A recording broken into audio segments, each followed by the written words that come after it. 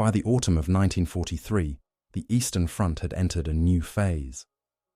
After the defeats at Stalingrad and Kursk, German forces had been pushed back from the central sectors of the Soviet Union, losing Orel, Smolensk, and much of the Donbass.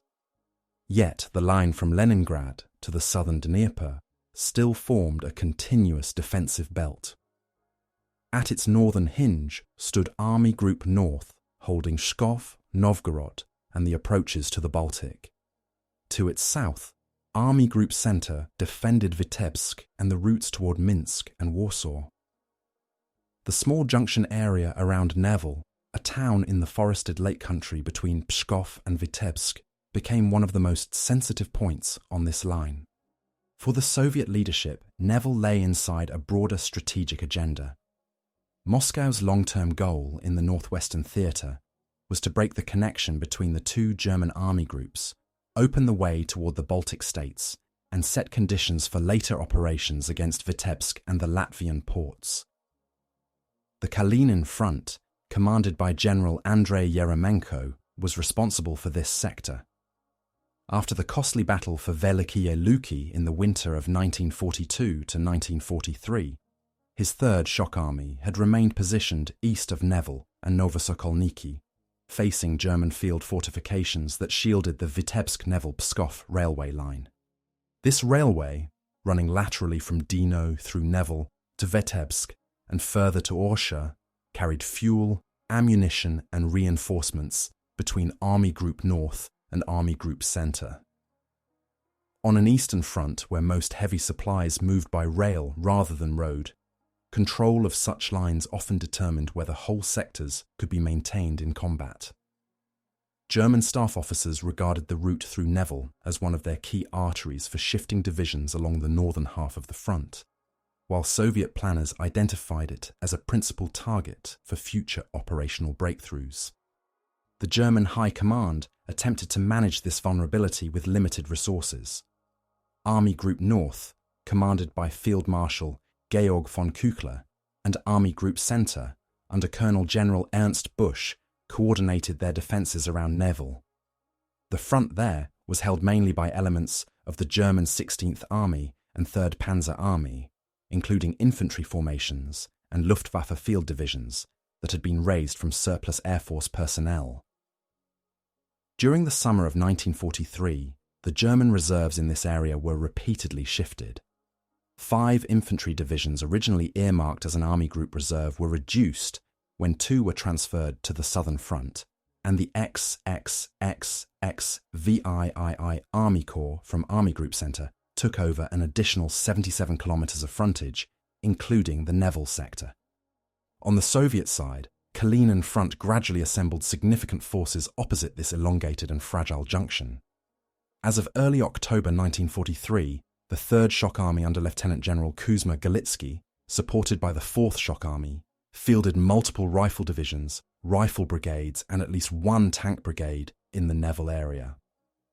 Overall Soviet strength committed to the wider Nevel operation reached roughly 198,000 personnel by the time of the offensive, including infantry, armour and artillery units. These formations had gained experience in previous offensives, but their supply lines still depended on poor roads across forests and swamps, limiting the scale of operations that could be sustained. Both sides worked with imperfect intelligence.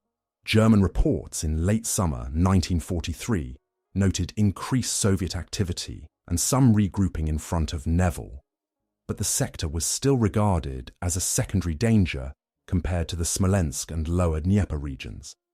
Soviet reconnaissance, including patrols and aerial photography, identified the seam between Army Group North and Army Group Center as a potential weak point, where boundaries between commands often produced coordination problems, and where a single failed division could open a gap. Yeremenko's staff began to explore whether a blow there could produce not only tactical gains, but also operational disruption along the entire northern wing of the German front.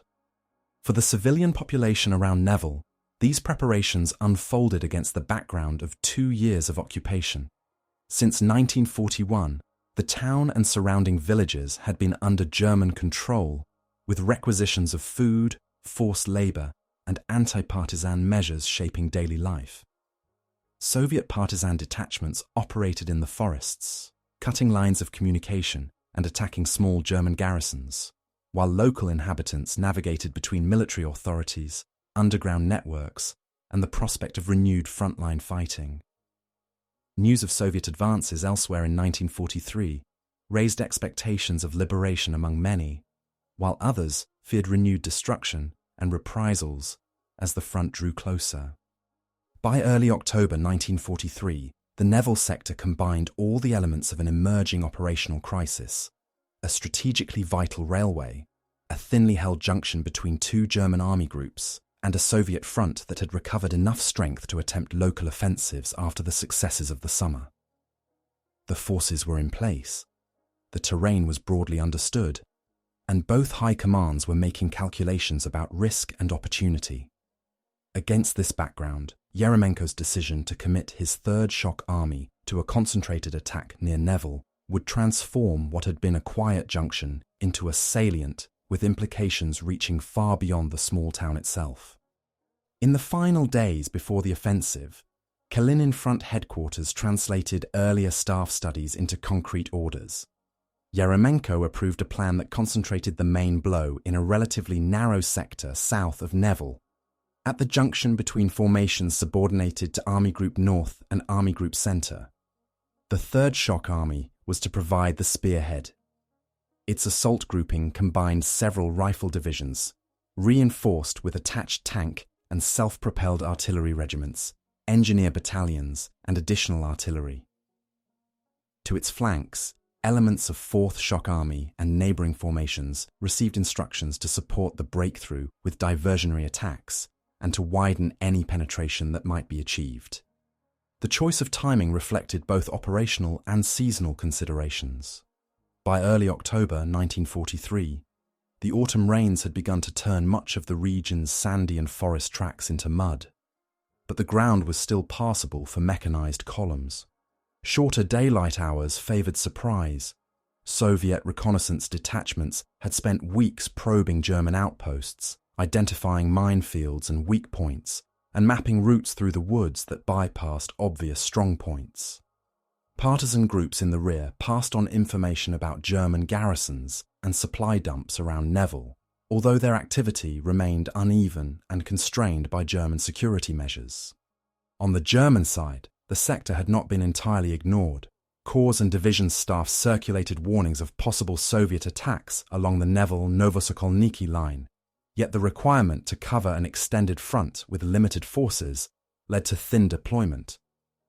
Infantry regiments from a Luftwaffe field division and an army infantry division held a wide arc of trenches, strongpoints and field bunkers, with gaps filled by outposts and patrols.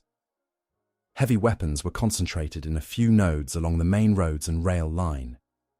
Operational reserves were small, a few battalions, and a skeleton armoured group with a limited number of serviceable tanks and assault guns, some of which were already earmarked for other threatened sectors.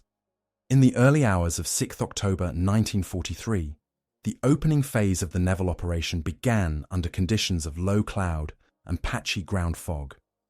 Soviet artillery units, carefully registered in preceding days, opened concentrated fire on German forward positions, command posts, and suspected artillery sites.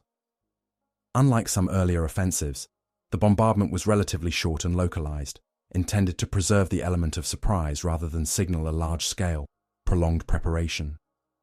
As shells detonated along the German main line of resistance, assault groups of 3rd Shock Army moved out from cover, advancing in dispersed formations through the forest belts toward the identified weak points.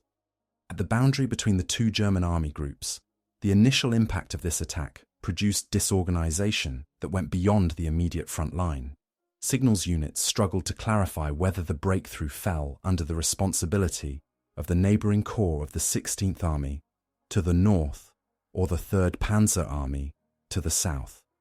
Reports from frontline battalions mentioned Soviet infantry, supported by tanks and self-propelled guns, appearing in unexpected directions, bypassing some positions entirely. Several company and battalion-level strongpoints found themselves isolated as Soviet units infiltrated between them along forest paths and minor tracks. Within the Soviet command structure, early situation reports from the 3rd Shock Army headquarters indicated that forward detachments had penetrated the first German trench lines and seized several key road junctions east of Nevel. Engineer units worked to clear passages through minefields and to bridge small streams, allowing supporting armour and artillery to move forward. Yeremenko's staff monitored these developments from Kalinin Front headquarters, tracking the progress of the assault by telephone and radio. Their intention in this first phase was not only to capture Nevel itself, but also to disrupt the network of roads and rails linking the town to Peskov in the north and Vitebsk in the south. Inside Nevel, the first hours of the attack produced confusion among both military personnel and civilians. German administrative officers received fragmentary information about Soviet advances, while local police, auxiliary units, and railway staff began hurried preparations to evacuate records, equipment, and rolling stock. Civilians, who had already lived through one change of control in 1941, reacted in different ways. Some attempted to leave with German columns or seek shelter in nearby villages.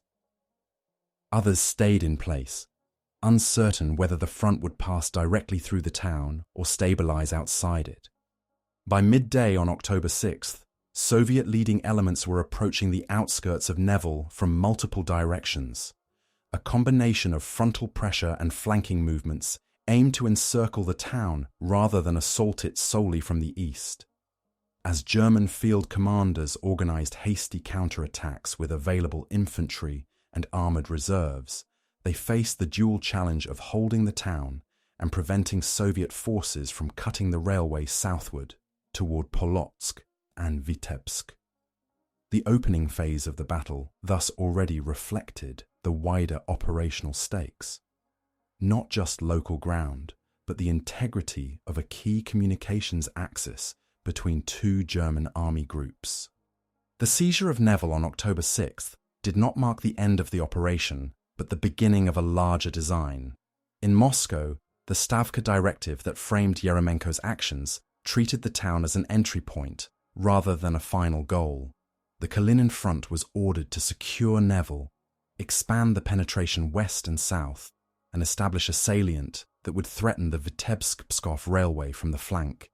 The long-term intention was to weaken the connection between Army Group North and Army Group Center, making later large-scale offensives in 1944 more feasible.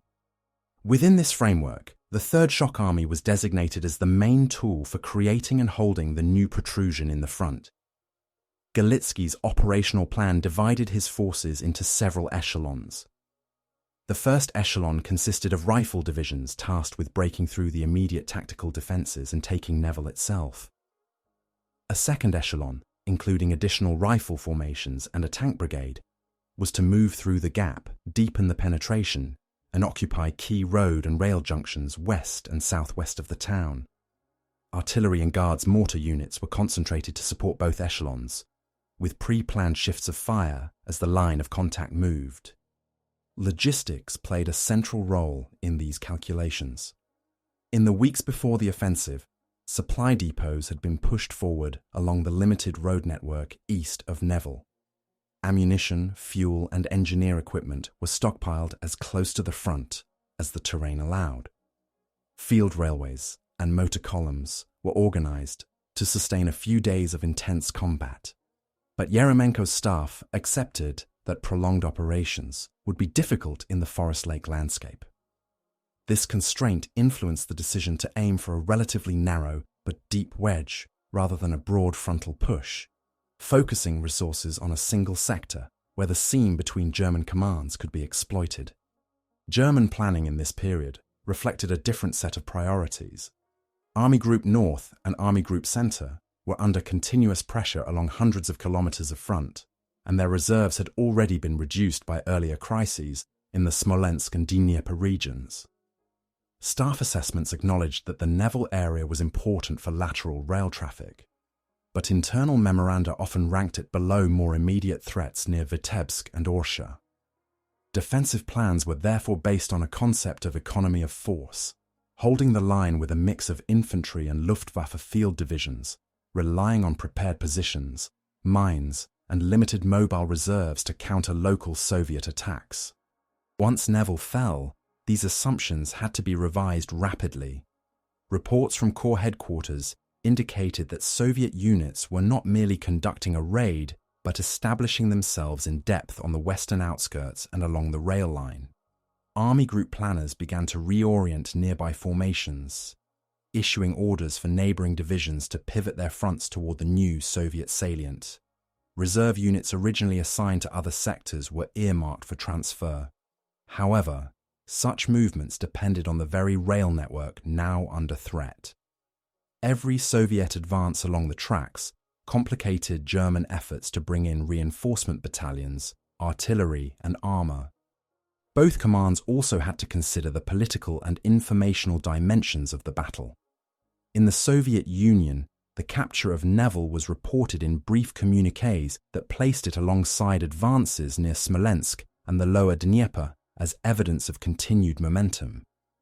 Internal propaganda instructions presented the operation as part of a broad offensive arc, without revealing the specific role of the Nevel salient in future plans. In occupied territory, leaflets and rumours stressed that the front was moving west, encouraging local inhabitants to expect further Soviet advances. German propaganda organs, by contrast, framed the Soviet success as a limited penetration. Radio broadcasts and press reports emphasized that defensive lines west of Nevel remained intact and that countermeasures were underway. For soldiers at the front, the official narrative coexisted with field orders that stressed the urgency of sealing the breach. Commanders at regimental and battalion level received instructions to organize immediate counterattacks, restore continuous lines, and prevent Soviet forces from reaching the main railway hubs. Miscalculations emerged on both sides. Soviet planning had correctly identified the inter-army group boundary as a weak point, but the speed with which German reserves could be shifted along surviving sections of the railway and road network was initially underestimated. This would later translate into heavy fighting on the shoulders of the salient. German staffs, meanwhile, had underestimated the scale and intent of the initial attack, treating it as a local offensive that could be contained without major reallocations. The delay in committing stronger formations in the first days after October 6th allowed the Soviet wedge around Nevel to solidify. As October progressed, the planning focus gradually shifted from the immediate seizure of Nevel to questions of consolidation and further exploitation. For Yeremenko and Galitsky, the challenge lay in turning a successful breakthrough into a sustainable salient that could withstand counterattacks and still serve larger operational goals. For Küchler and Busch, the same geographical feature appeared as a problem of containment: how to prevent a limited penetration from becoming a structural threat to the entire northern wing of the German Eastern Front. In the days immediately after October 6th, the front line around Nevel changed from a linear trench system to a complex irregular battlefield.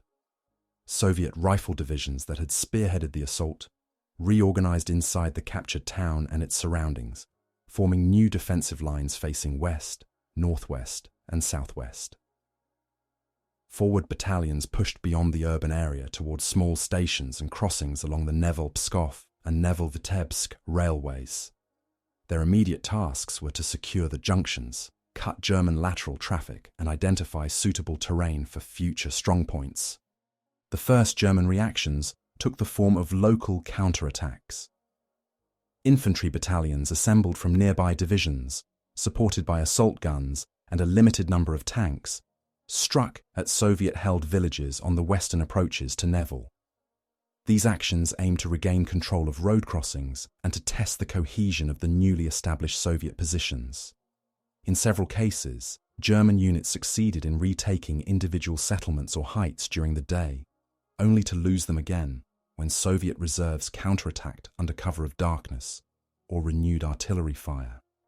Along the threatened railway, the initial engagements were particularly intense. Soviet assault groups targeted embankments, culverts, and small bridges, understanding that even temporary interruptions could disrupt movements of German trains carrying ammunition and reinforcements. Engineer detachments laid demolitions under tracks and prepared anti-tank obstacles near stations. German railway troops and security companies, accustomed to dealing with partisan sabotage, now found themselves operating under direct artillery fire. Attempts to run armoured trains or hastily assembled locomotive convoys through the contested zone were made, but several were forced to halt or withdraw when Soviet artillery observers brought down fire on the lines. For frontline soldiers, these first engagements differed from earlier positional fighting in the sector. Soviet infantry experienced a rapid transition from assault to defence, often digging new foxholes and communication trenches in recently captured areas without time to prepare deep fortifications. German soldiers, some from Luftwaffe field divisions with limited infantry training, confronted the challenge of attacking through forests and marshy ground against opponents who now held the initiative. Reports from both sides mentioned difficulties in maintaining contact between units, with companies losing orientation in the woods, especially in poor visibility. Civilians in the contested zone were drawn directly into this phase of the fighting. Villages that had seen the passage of Soviet assault troops on October 6th now faced artillery exchanges, house-to-house combat, and the risk of being retaken or evacuated by German counter-attacking forces. Some inhabitants attempted to hide in cellars or nearby forests, returning only briefly to retrieve food or belongings. Others were moved by German authorities away from the immediate front line, either deeper into occupied territory or toward labour camps. In areas secured more firmly by the Red Army, local administrations and NKVD organs began to re-establish Soviet authority, registering residents and investigating collaboration under occupation. Morale responded differently on each side. For Soviet troops, the rapid capture of Nevel and the successful establishment of a foothold west of the town were taken as signs that the German line in this sector could be broken more deeply. Political officers emphasized the strategic importance of the railway junctions and presented the fighting as part of a broader sequence of victories in 1943. Among German units, the loss of Nevel came as a shock, but early counterattacks that recaptured limited ground provided some reassurance that the situation might still be stabilized if reinforcements arrived in time. Unexpected outcomes also began to appear. The Soviet command discovered that the speed of the breakthrough had outpaced some logistical and communication arrangements. Telephone lines lagged behind the advancing units, forcing greater reliance on radio, runners, and liaison officers. Artillery units sometimes fired with incomplete information about the shifting front line, increasing the risk of friendly fire. German staffs, for their part, realized that the boundary issue between Army Group North and Army Group Center complicated the allocation of responsibility for the sector, leading to overlapping orders and delays in coordinating counterattacks. By the end of the first week, the initial engagements around Nevel had produced a new operational reality. The Soviet wedge held firm in and around the town and had extended along sections of the railway, while German countermeasures had prevented an immediate collapse of their wider defensive system. The stage was set for a broader escalation. Stronger German formations were moving toward the area, and Yeremenko's front headquarters were preparing to commit additional forces to widen and deepen the salient. As October advanced, the fighting around Nevel broadened beyond the immediate vicinity of the town. The Soviet command sought to convert the initial tactical success into an operational breach. Additional rifle divisions from the 3rd Shock Army's 2nd Echelon moved into the salient, relieving exhausted frontline units and extending the line westward and southwestward. Artillery regiments were shifted forward, establishing new firing positions that could reach deeper into German rear areas, including segments of the Vitebsk-Pskov railway and adjoining road network. German headquarters reacted by ordering substantial reinforcements into the sector. Infantry divisions withdrawn from quieter stretches of the front, as well as elements from mobile formations, received instructions to move toward Nevel. Transport tables were hastily adjusted to prioritize units earmarked for counterattacks. This meant delaying or cancelling some planned troop movements to other threatened areas along Army Group Centre's and Army Group North's fronts. The diversion of these reserves began to influence the wider operational balance in neighbouring sectors, where German commanders had to make do with fewer fresh battalions and less artillery. Terrain and weather complicated efforts on both sides. The forest and lake region west and south of Nevel limited the effective use of armour and motorised transport. With autumn rains intensifying, sandy roads turned into deep mud, slowing the movement of heavy guns and supply columns. Soviet supply services struggled to keep pace with the expanding salient. Some frontline units reported shortages of artillery ammunition and fuel, which constrained the scale and tempo of further attacks.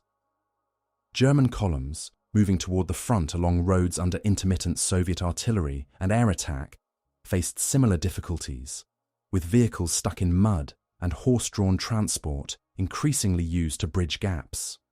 Command challenges multiplied as the engagement expanded. Yeremenko's staff had to coordinate the actions of several armies along a front that now included multiple active sectors around Nevel. Maintaining the salient required balancing offensive impulses with the need to fortify its flanks and rear against potential German counterstrikes. German army and corps headquarters, in turn, grappled with the question of how to concentrate sufficient force for decisive counterattacks without exposing adjacent sectors. The inter-army group boundary, which had been a weakness exploited by the initial Soviet assault, now complicated German attempts to unify command for operations aimed at eliminating the salient. Politically, the battle unfolded against a broader backdrop of Soviet advances in 1943. In Moscow, the leadership monitored developments around Nevel as part of a network of offensives stretching from the northern sectors to the Dnieper crossings.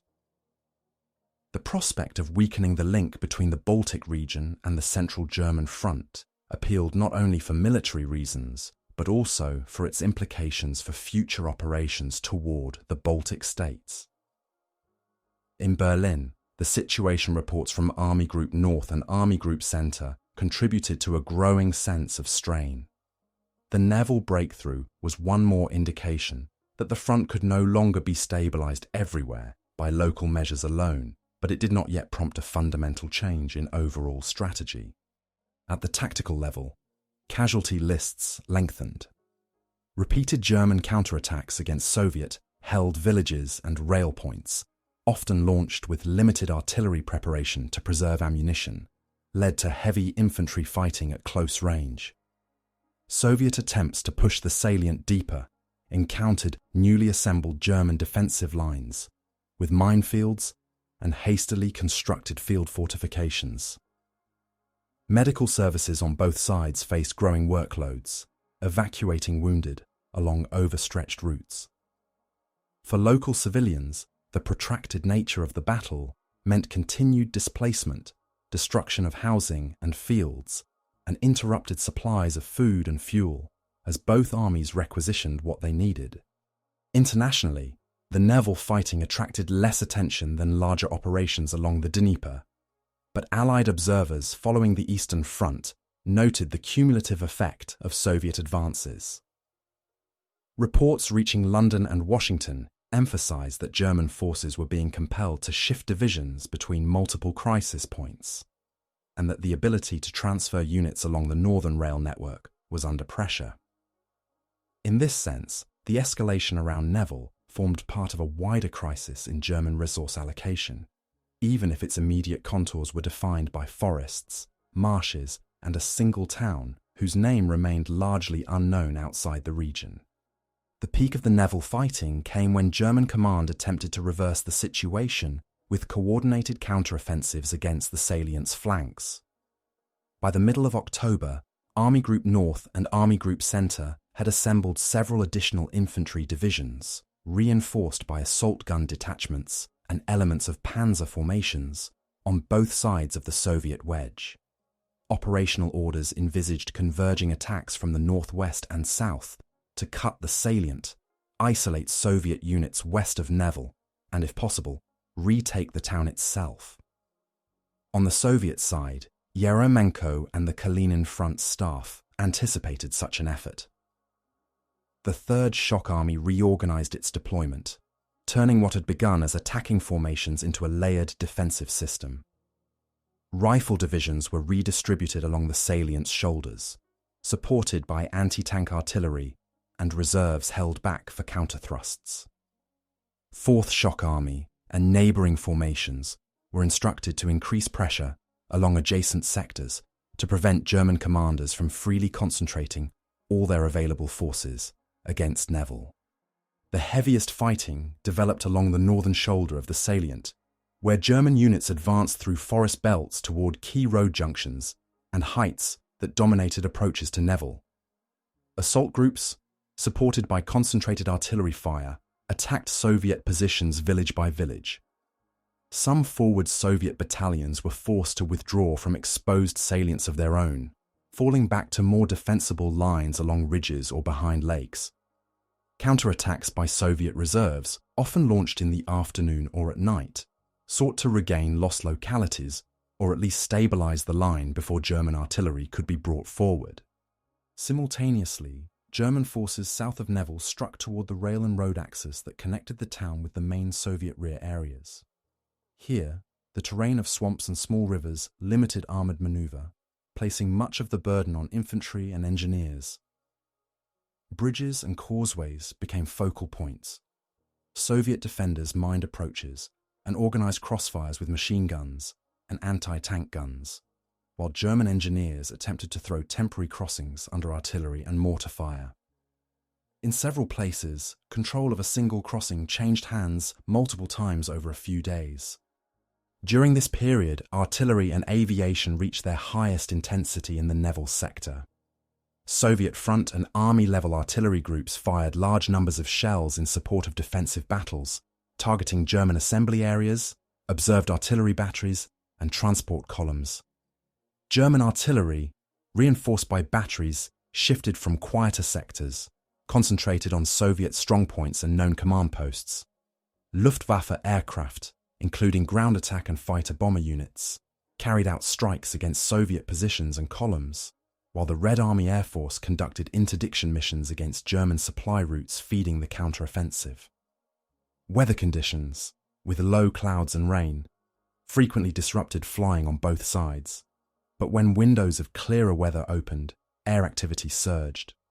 For the soldiers involved, these weeks represented the most demanding phase of the Nevel campaign. Infantry companies on both sides fought with depleted strength, sometimes reduced to a fraction of their nominal manpower. Rotations from the front line were short or impossible, as commanders committed available reserves to maintain cohesion. Medical stations near the front operated at capacity, and evacuation routes became congested with wounded moving to the rear and reinforcements moving forward. Commanders at battalion and regimental level had to improvise, combining remnants of units, integrating recently arrived replacements, and adjusting to rapidly changing orders as the situation evolved hour by hour. Civilians trapped within or near the salient faced acute hardship. Villages on the contested shoulders were subjected to repeated shelling and burning as positions changed hands. Livestock and stored grain were requisitioned by both armies, leaving inhabitants with limited means of subsistence as autumn turned toward winter. Some residents were evacuated eastward under Soviet control, joining the wider movement of displaced persons from previously occupied territories. Others remained in damaged settlements, relying on improvised shelters and whatever supplies they could retain.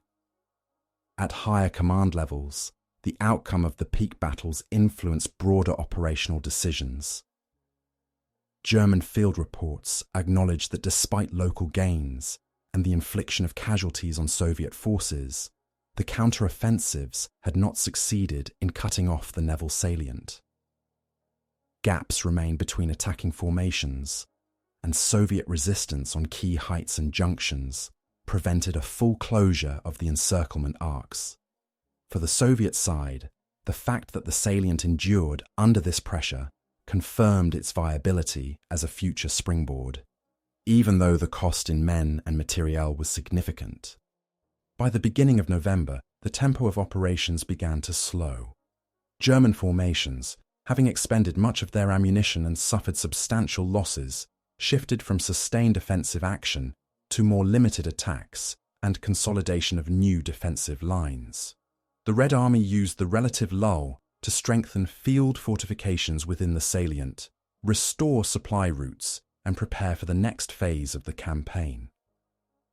The most intense phase of the Nevel fighting had passed, leaving behind a changed front geometry that neither side could ignore. As the tempo of large-scale attacks diminished, both sides turned to adaptation. For the Soviet command, the Nevel salient had to be transformed from a vulnerable protrusion into a structured base for future operations. Engineer battalions and penal companies were assigned to dig multiple defensive belts along the shoulders and rear of the salient. New trench lines, communication galleries and dugouts were cut into sandy ridges and forest clearings, while anti-tank ditches and minefields were laid to channel any renewed German assault into pre-sighted killing zones. Artillery staffs revised fire plans, creating overlapping zones of coverage so that batteries from several sectors could support each other. Rifle units that had endured the heaviest fighting in October were rotated to secondary positions where possible, replaced by fresher formations drawn from neighbouring fronts and reserves. Within divisions, commanders recombined depleted battalions, merged companies, and redistributed experienced non-commissioned officers to stiffen younger replacements. Political officers and army newspapers emphasized the idea that holding the salient was not only a local duty, but a contribution to the wider strategy of unhinging German defences in the northwestern theatre. German forces also adjusted. Corps headquarters revised their deployments, shortening some sectors and reinforcing others to create more coherent defensive arcs around the salient. Where earlier counterattacks had been launched in a fragmented manner by individual divisions, staff officers now worked to coordinate future operations across the former Army Group boundary, clarifying who held responsibility for which sections of the front. Field fortifications were deepened on the approaches to key road and rail nodes. Infantry platoons received instructions to establish mutually supporting strongpoints, rather than isolated positions that could be bypassed. Resource management became a central concern. Soviet supply officers introduced stricter rationing of artillery ammunition, prioritizing sectors where German activity suggested preparations for renewed attacks. The movement of fuel and food into the salient was reorganized to use night convoys and covered dumps, reducing losses from German artillery and airstrikes. Repair workshops were set up close to the front to return damaged guns and vehicles to service. For German logistics, the task was to keep enough ammunition and fuel flowing into a sector where rail traffic was constrained and roads were under observation. Supply trains were broken into shorter consists to pass quickly through threatened segments, and depots were dispersed to minimize losses from Soviet artillery. Partisan detachments in the forests around Nevel and along the Vitebsk-Pskov railway adapted their tactics to the new configuration of the front. Before the offensive, their actions had focused on sabotage and intelligence gathering against deep rear targets. With the front shifted westward, some units were now operating in areas closer to Soviet lines. They increased cooperation with Red Army reconnaissance, guiding patrols through lesser-known forest tracks and reporting on German troop movements toward the salient. German security forces responded with intensified sweeps, constructing blockhouses and organizing patrols to protect key stretches of the railway, which further strained manpower that could otherwise have been used in frontline units. Psychologically, the prolonged struggle around Nevel required new forms of resilience. Soviet soldiers, aware that they were holding ground captured in an offensive rather than defending pre-war territory, often regarded the salient as proof that the front had finally moved decisively west in this sector. At the same time, repeated alarms about possible encirclement and constant artillery harassment created fatigue. German troops, facing the reality that earlier counteroffensives had failed to erase the breakthrough, had to adjust expectations from recapturing Nevel to containing the Soviet wedge. Commanders and chaplains focused on maintaining discipline and explaining that holding the shoulders of the salient was now their main contribution to the defense of the Northern Front. Innovation appeared in small-scale tactics. Soviet units experimented with forward patrol bases in the forests, from which reconnaissance groups could observe German movements and call down artillery. Night raids against isolated strongpoints sought to disrupt German preparations and gather prisoners for interrogation. German infantry adapted with stronger night outposts, flare usage, and pre-arranged artillery defensive fire tasks. Both sides refined their use of radio interception and direction finding, trying to map the opponent's command network in a sector where front lines were short but densely occupied. For the civilian population, adaptation meant learning to live within a landscape that had become a semi-permanent war zone. In Soviet-held areas, local administrations organized reconstruction of basic infrastructure, repaired wells and field ovens, and attempted to sow limited winter crops where fields were not mined. In German-controlled villages, residents were drawn into the fortification effort, digging trenches and carrying materials, while also coping with requisitions and intermittent evacuations. By late October and early November, the Nevel salient had thus become more than a temporary protrusion. Through a combination of defensive reorganization, logistical improvisation, and tactical learning on both sides, it solidified into a distinct geographic and operational feature. How it would be used and whether it could be removed remained open questions, but its endurance had already begun to shape planning well beyond the immediate battlefield.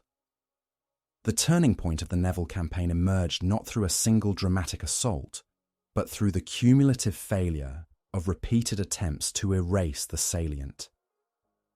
By late October 1943, the German counteroffensives that had sought to pinch off the wedge from north and south had spent much of their available strength. Divisional reports recorded dwindling infantry numbers, increased sick rates in autumn conditions, and shortages of artillery ammunition. Despite localized advances, no operation had succeeded in cutting the Soviet communications routes east of Nevel or in retaking the town. The salient, although battered and still vulnerable, remained in Red Army hands. At the same time, Soviet forces demonstrated that they could not only defend but also conduct limited offensive actions from the salient. Short, carefully prepared attacks pushed the front line a few kilometers further west or southwest at selected points, seizing additional forest edges, road junctions, or small localities that improved the geometry of the wedge. These operations were modest in scale compared to later campaigns, but their effect was to deny German forces the firm jumping-off positions they would have needed for renewed large converging blows. For German High Command, the realization that the Nevel salient was likely to persist forced a reassessment. Army Group North and Army Group Centre abandoned, at least for the moment, the aim of restoring the pre-October line. Instead, staff conferences focused on constructing a stable defensive arc that could contain the wedge while freeing some units for other threatened zones. This shift from offensive to predominantly defensive thinking in the Nevel sector marked a psychological turning point. The breach was no longer a temporary anomaly, but a structural feature of the front that had to be managed.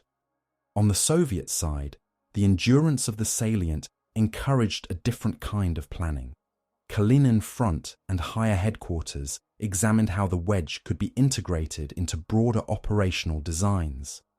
Maps in staff offices now showed potential axes of advance running from Nevel toward Idritsa, Polotsk, and the rear of German positions defending Vitebsk and the Baltic gateways.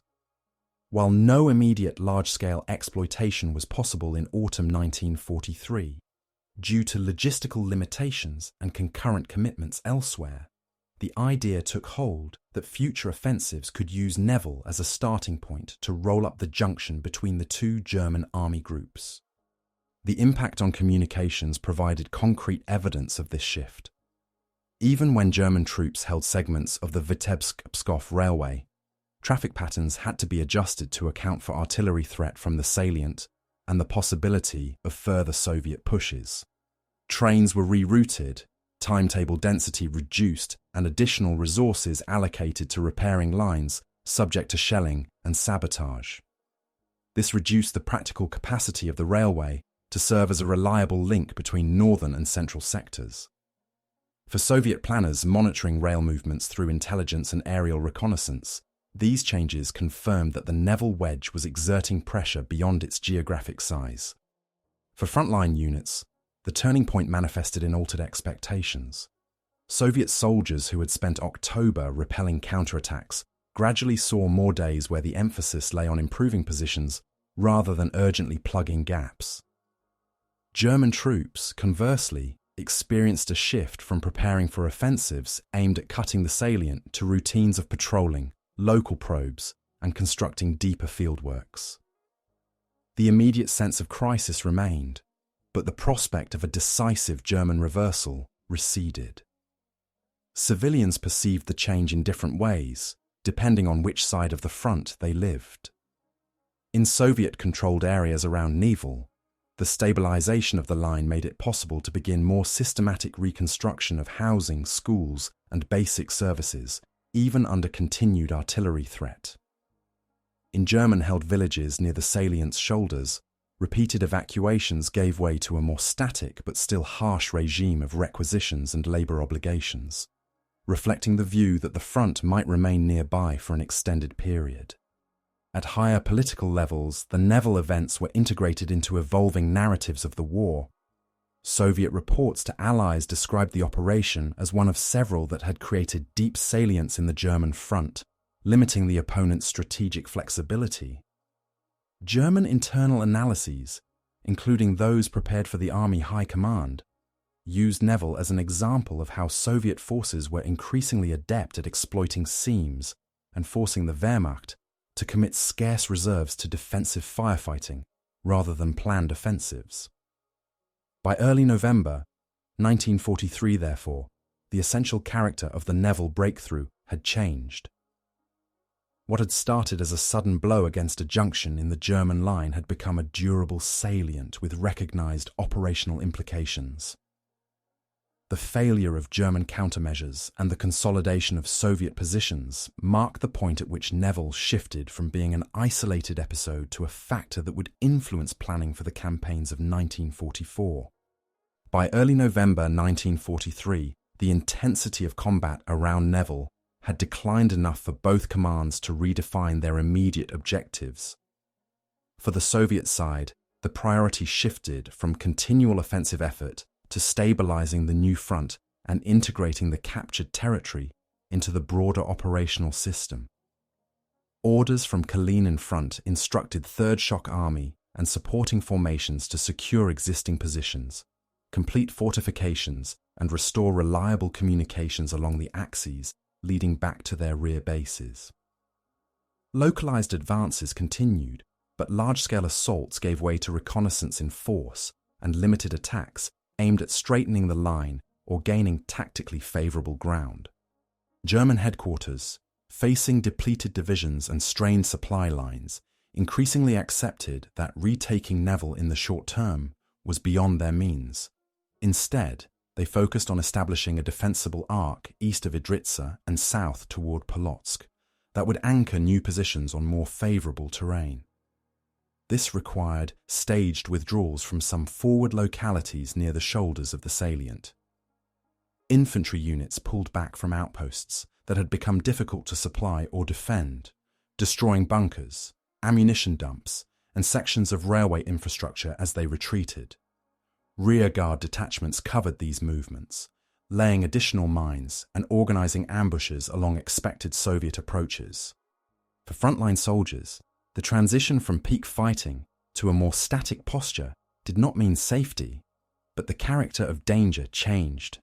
Artillery duels, sniping and patrol clashes continued along the new front, yet the constant prospect of large encirclement battles receded.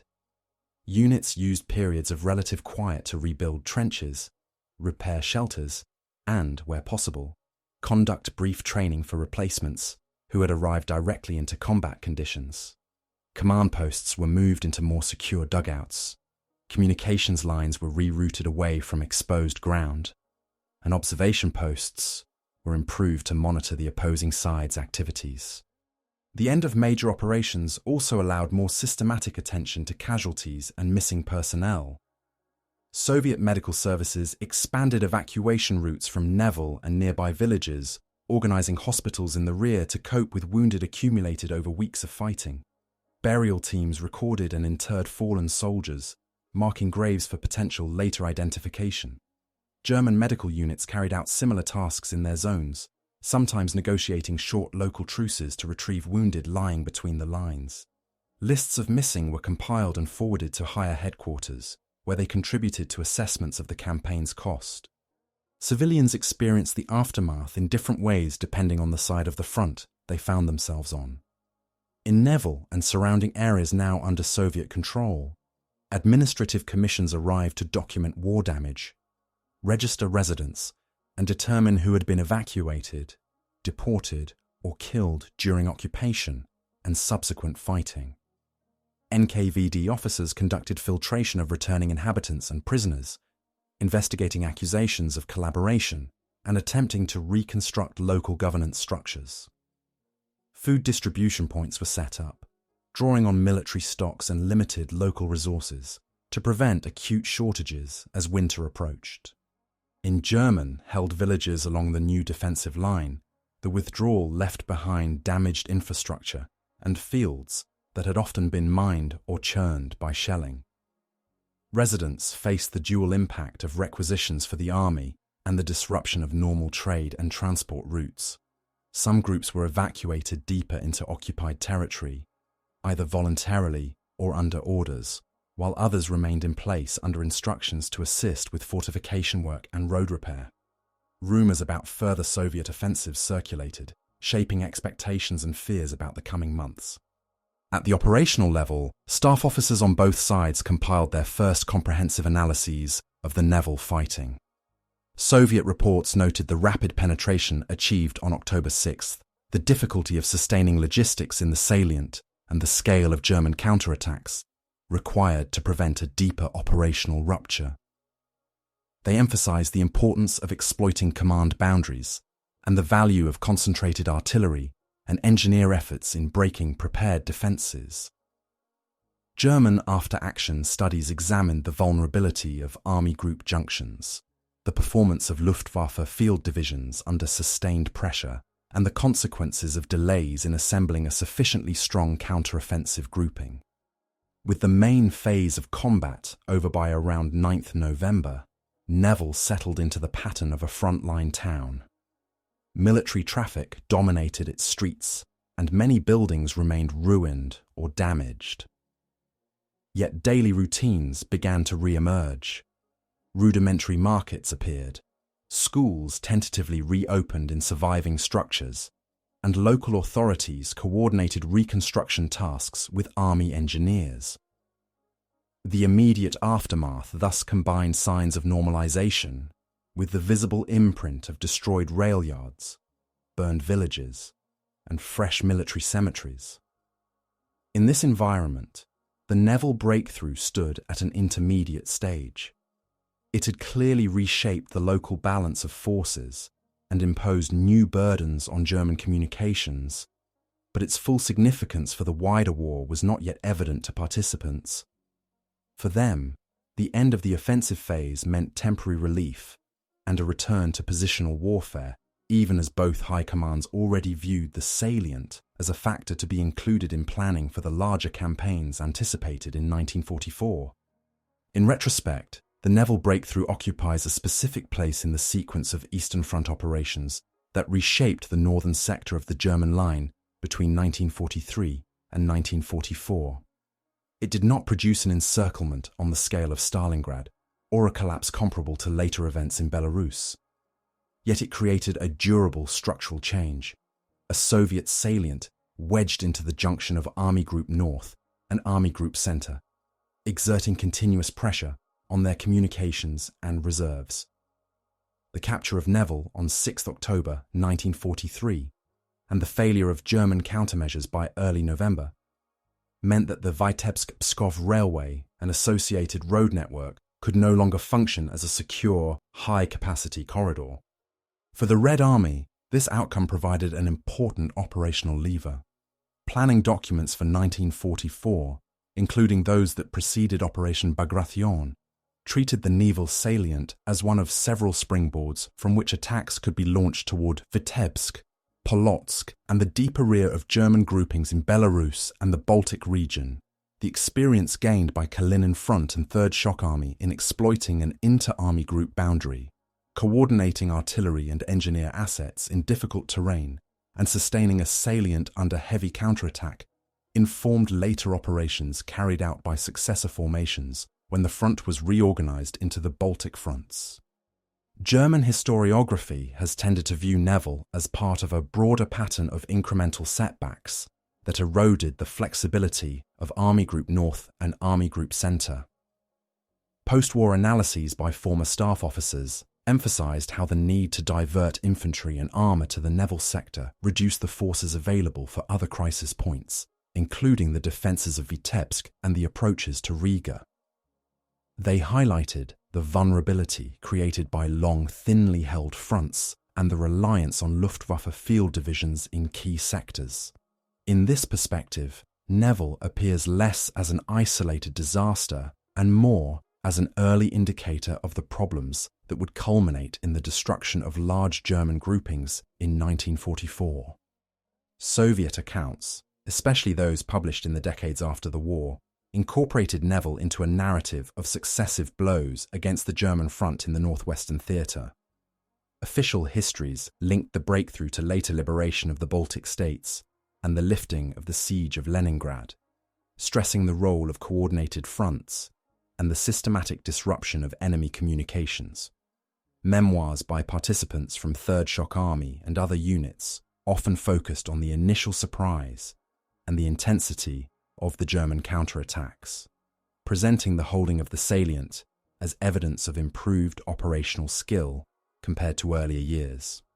For the civilian population of the region, the legacy of Nevel was recorded less in operational diagrams than in physical and social reconstruction. Towns and villages on both sides of the former front had to be rebuilt amid minefields, destroyed rail yards, and depopulated rural areas. In Soviet-controlled zones, the restoration of rail traffic through Nevel formed part of the wider effort to re-establish economic links between central Russia and the Baltic approaches. The memory of occupation, fighting, and post-war investigations shaped local narratives, sometimes diverging from official commemorative themes. In areas that remained under German control until 1944, the battle was remembered primarily as one phase in a prolonged withdrawal that ended only with the loss of the Baltic states. Internationally, Nevel's significance became clearer when seen in connection with later operations. Western military analysts studying the Eastern Front after 1945 noted that the existence of Soviet salients such as Nevel complicated German defensive planning and contributed to the fragmentation of their front in the north. The need to hold arcs around these protrusions imposed continuous demands on manpower and logistics. When combined with strategic offensives like Bagration in June 1944 and the subsequent Baltic campaigns, these features accelerated the separation of Army Group North from the rest of the German forces and facilitated its eventual isolation in the Courland pocket. In contemporary historical debate, the Nevel breakthrough is often discussed as an example of how relatively localized operations could have disproportionate strategic effects when directed against critical junctions. It illustrates the interaction between terrain, rail networks, command boundaries, and the cumulative impact of reserve allocation. The operation also highlights the differing ways in which states and societies remember war, as a named battle in military literature, as a sequence of orders and logistical tables in staff archives, and as a period of occupation, frontline fighting, and reconstruction in local memory. Thus, the legacy of the Nevel offensive lies not only in the capture of a town or the creation of a salient, but in the way it contributed to a gradual unhinging of German control over the northern sector of the Eastern Front, opened pathways toward the Baltic states, and influenced the operational logic of campaigns that would follow in 1944.